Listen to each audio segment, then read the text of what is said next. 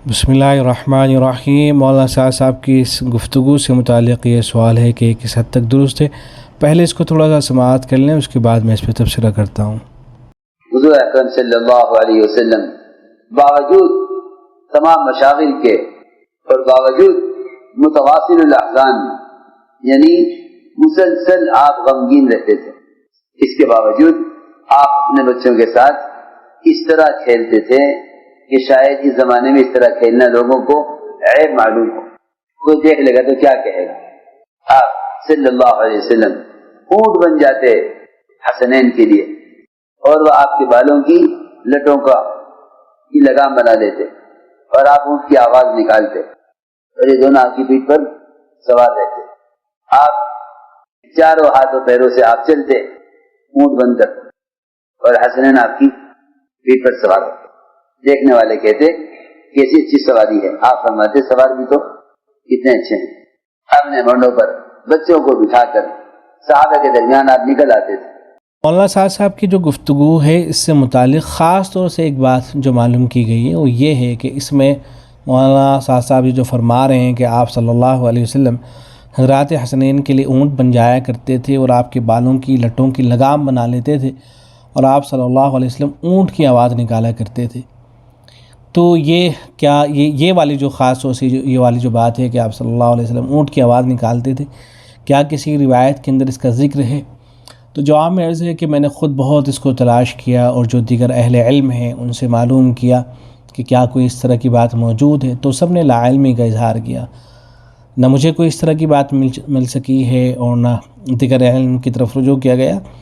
سبھی حضرات نے اس بات سے لا علمی کا اظہار کیا ہے کہ کوئی اس طرح کی بات نہیں ملتی ہے۔ اتنی باتیں تو مل جاتی ہیں، یہ تو مختلف کتابوں کے اندر نقل ہوئی ہیں، اگرچہ یہ بھی کوئی اتنی مضبوط روایتیں نہیں ہیں، لیکن بہرحال یہ روایتیں مل جاتی ہیں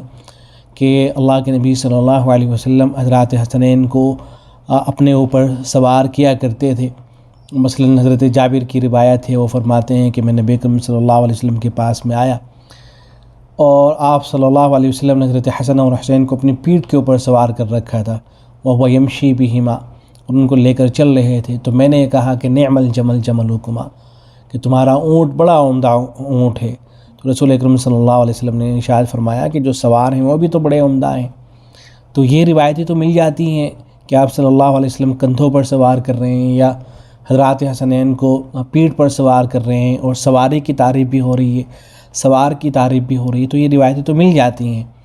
لیکن جو دو باتوں کا اضافہ کر دیا گیا ہے، ایک تو یہ کہ آپ صلی اللہ علیہ وسلم کے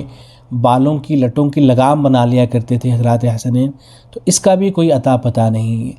بعض حضرات نے بتایا کہ اصل شیعوں کی ایک کتاب ہے جس کا نام ہے بہار الانوار،